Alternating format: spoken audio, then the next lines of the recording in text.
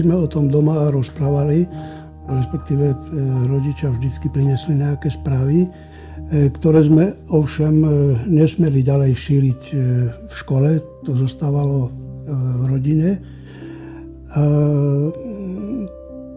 Musím povedať to, že ja som krstený grekokatolík a keď zlikvidovali grekokatolícku cirkev, tak mama povedala, že budeme chodiť do rimokatolického kostola, čož bolo úplne prirodzené a normálne, lebo ona bola rimokatolička a vyrastali sme v podstate týmto spôsobom.